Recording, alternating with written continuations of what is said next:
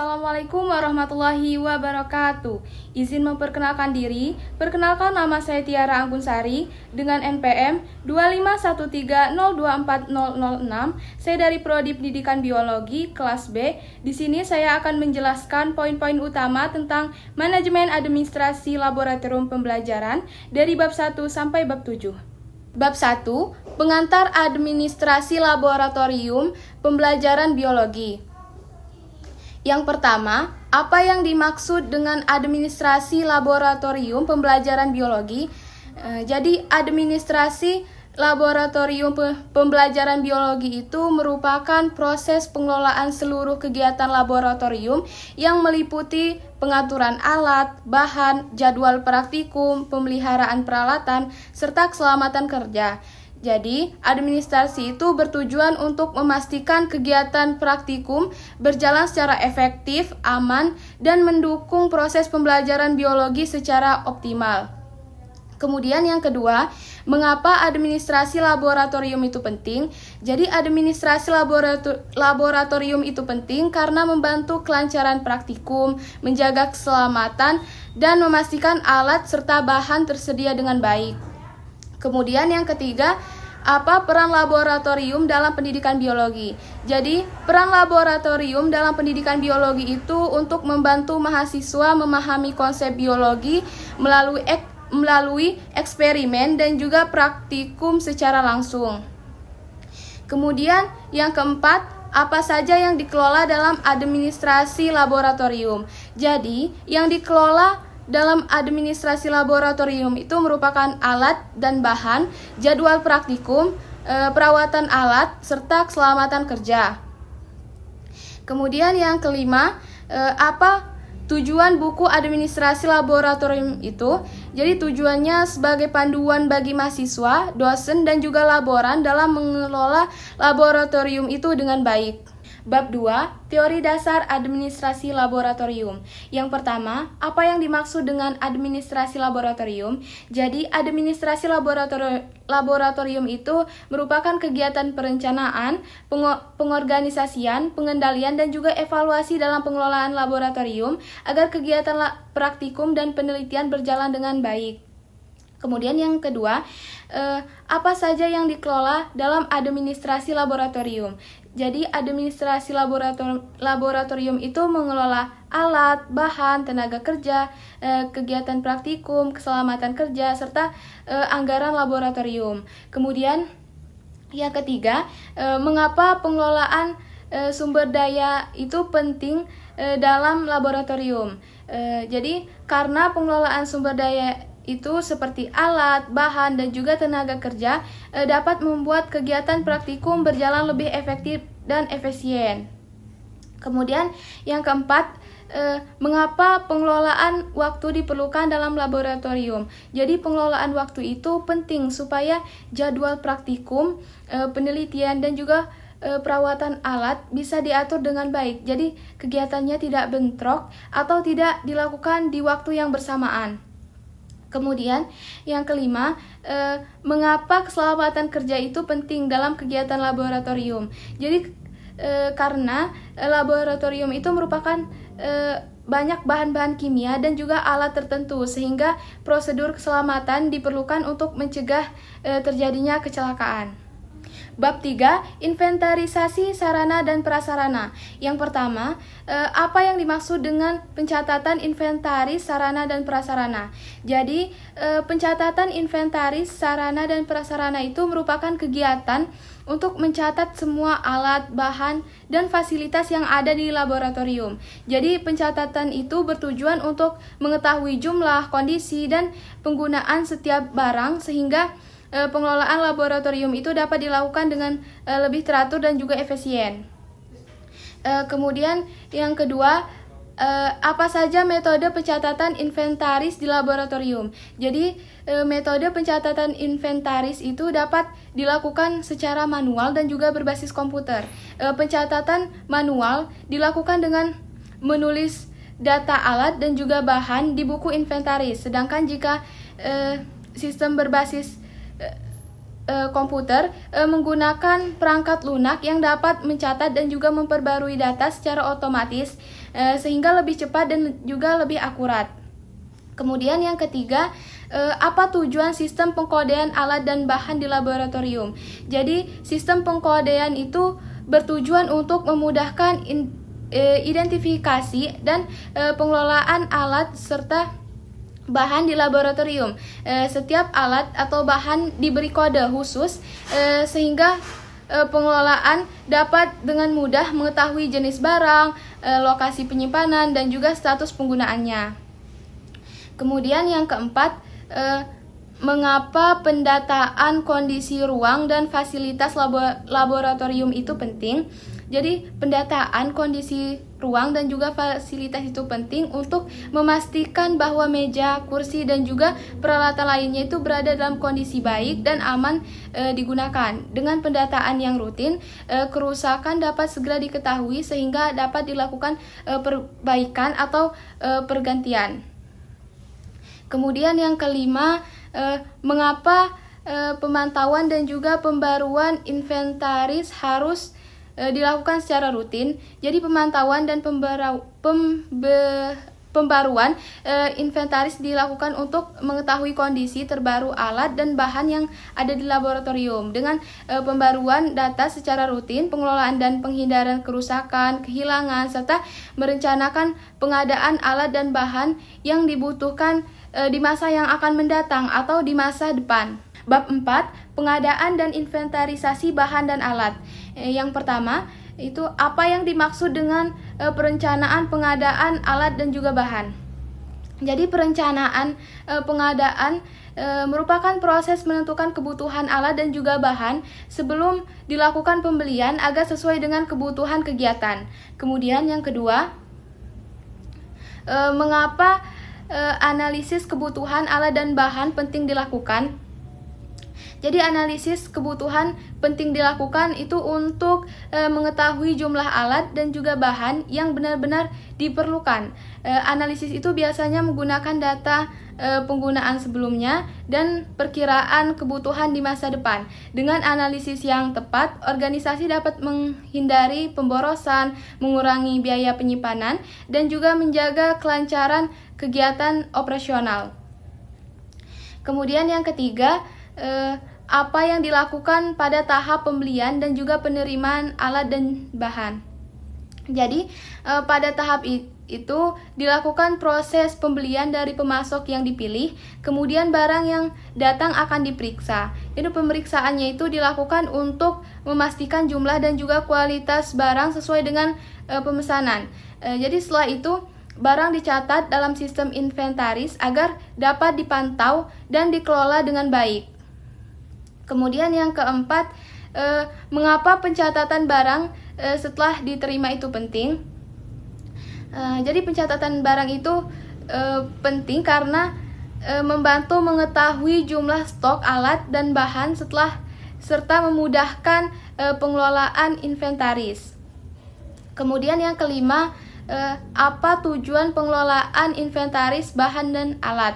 Jadi untuk memastikan bahwa alat dan bahan tersimpan dengan baik, mudah ditemukan dan tersedia saat dibutuhkan. Pengelolaan yang baik juga membantu mengurangi pemborosan, menjaga kualitas bahan, serta mendukung kelancaran kegiatan operasional atau kegiatan praktikum dan juga penelitian. Bab 5, manajemen pemeliharaan dan perawatan. Yang pertama, apa yang dimaksud dengan kalibrasi alat laboratorium? Jadi, kalibrasi alat laboratorium itu merupakan proses pengaturan atau penyesuaian instrumen pengukuran agar hasil pengukurannya itu sesuai dengan standar referensi yang telah diakui secara internasional. Jadi, kalibrasi itu dilakukan untuk memastikan bahwa alat dapat memberikan hasil yang akurat dan konsisten, sehingga data yang dihasilkan dari kegiatan laboratorium itu dapat dipercaya. Yang kedua, mengapa jadwal kalibrasi dan pengecekan rutin alat laboratorium itu penting dilakukan? jadwal kalibrasi dan pengecekan rutin itu penting untuk dilakukan. Jadi untuk memastikan bahwa alat laboratorium itu selalu berada dalam kondisi yang baik dan menghasilkan pengukuran yang akurat. Nah, jadi selain itu, jadwal itu juga membantu laboratorium menjaga kualitas hasil penelitian. Jadi memenuhi standar akreditas serta mencegah terjadinya kesalahan data akibat alat yang tidak berfungsi dengan baik. Kemudian yang ketiga, apa yang dimaksud dengan pemeliharaan preventif pada alat laboratorium? Jadi pemeliharaan preventif itu merupakan kegiatan perawatan yang dilakukan secara berkala untuk mencegah kerusakan pada alat sebelum terjadi gangguan atau kegagalan fungsi. Kegiatan itu dapat berupa pembersihan alat, pemeriksaan komponen, kalibrasi rutin, serta pengujian fungsi alat agar tetap bekerja secara optimal. Kemudian yang keempat, mengapa dokumentasi pemeliharaan alat laboratorium sangat penting? Jadi, dokumentasi pemeliharaan alat sangat penting karena berfungsi sebagai catatan resmi mengenai kegiatan perawatan, kalibrasi, dan perbaikan alat. Catatan itu membantu laboratorium dalam melakukan evaluasi, memudahkan proses audit, serta memastikan bahwa setiap alat telah dipelihara sesuai dengan prosedur yang berlaku. Kemudian yang nomor 5, mengapa pengelolaan pemusnahan alat dan bahan laboratorium harus dilakukan dengan cara yang aman dan ramah lingkungan? Jadi pengelolaan pemusnahan alat dan bahan laboratorium itu harus dilakukan secara aman dan ramah lingkungan. Itu bertujuan untuk mencegah dampak negatif terhadap kesehatan manusia dan lingkungan. Jadi proses pemusnahan harus mengikuti peraturan yang berlaku. Jadi terutama untuk bahan berbahaya agar tidak mencemari tanah, air maupun udara serta tetap mendukung prinsip keberlanjutan lingkungan. Bab 6, administrasi aktivitas laboratorium. Yang pertama, apa yang dimaksud dengan pencatatan jadwal praktikum dan penggunaan ruang di laboratorium? Jadi, pencatatan jadwal praktikum dan penggunaan ruang itu merupakan kegiatan administrasi untuk mengatur waktu pelaksanaan praktikum dan juga penggunaan ruang laboratorium itu secara teratur. Tujuannya itu agar setiap kegiatan memiliki jadwal yang jelas, tidak terjadi benturan jadwal, serta penggunaan fasilitas laboratorium itu dapat berjalan dengan tertib dan efisien. Kemudian yang nomor 2, mengapa pengelolaan jadwal praktikum penting dalam kegiatan laboratorium? Pengelolaan jadwal praktikum itu penting dalam kegiatan laboratorium karena membantu mengatur penggunaan ruang, alat, dan bahan secara teratur dan efisien. Dengan jadwal yang tersusun dengan baik, kegiatan praktikum itu dapat berlangsung sesuai rencana serta dapat menghindari benturan jadwal antara kelompok praktikum yang lainnya. Kemudian nomor 3, bagaimana teknik penyusunan jadwal praktikum berdasarkan prioritas? Jadi, teknik penyusunan jadwal praktikum berdasarkan prioritas itu dilakukan dengan mempertimbangkan kebutuhan alat, kemudian ruang, serta jumlah peserta praktikum. Jadi praktikum yang memerlukan alat khusus dan juga fasilitas yang tertentu biasanya ditempatkan sebagai prioritas utama dalam penyusunan jadwal. Selain itu, praktikum dengan jumlah mahasiswa yang lebih banyak juga perlu direncanakan terlebih dahulu agar ruang dan juga peralatan yang tersedia dapat digunakan secara optimal. Dengan sistem prioritas itu, pengelola laboratorium itu dapat menghindari tumpah tindih penggunaan alat dan juga ruangan, serta memastikan setiap kegiatan praktikum dapat berlangsung secara efektif dan efisien. Kemudian yang keempat, mengapa pengelolaan waktu dan ruang laboratorium secara efisien sangat penting?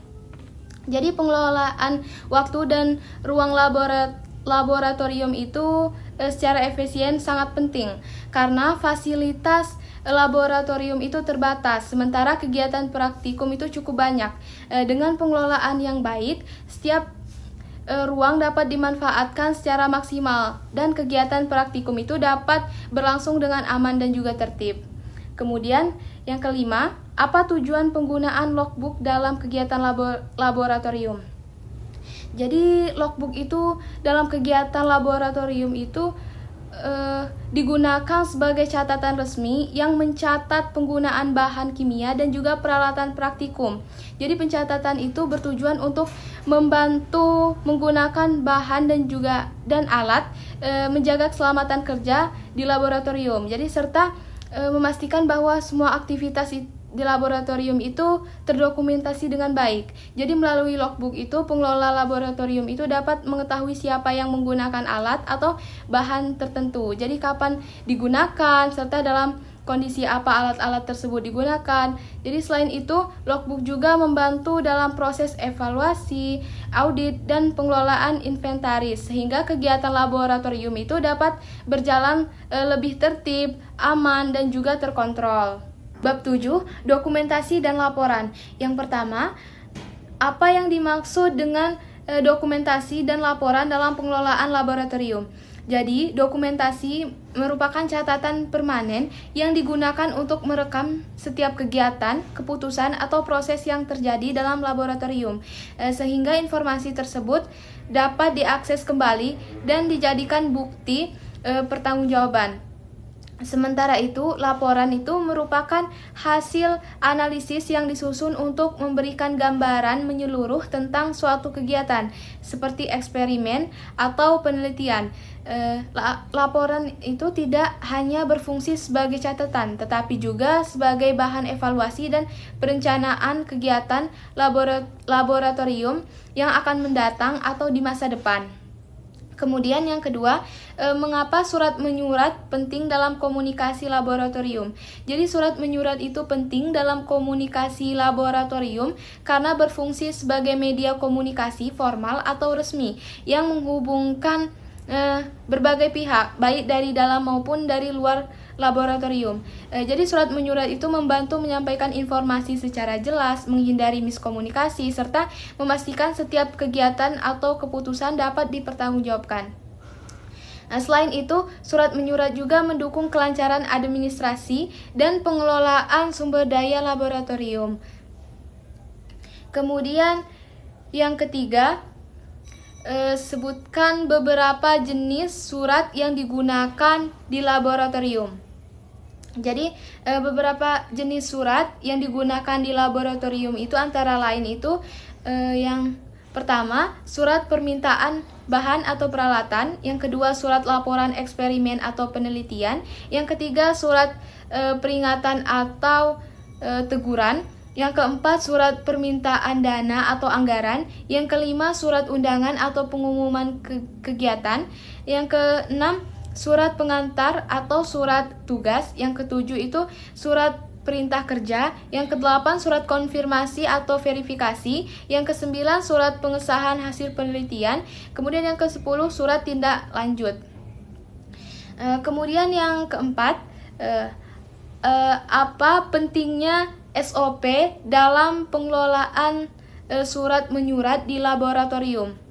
Jadi SOP dalam pengelolaan surat menyurat itu penting untuk memastikan bahwa semua proses komunikasi dan administrasi dilakukan secara sistematis, teratur, dan sesuai prosedur. Dengan adanya SOP, surat yang masuk maupun keluar dapat diproses dengan cepat, mengurangi resiko kesalahan atau miskomunikasi, serta memudahkan pengawasan dan persiapan. Selain itu, SOP juga membantu laboratorium memenuhi standar regulasi dan juga akreditas yang berlaku.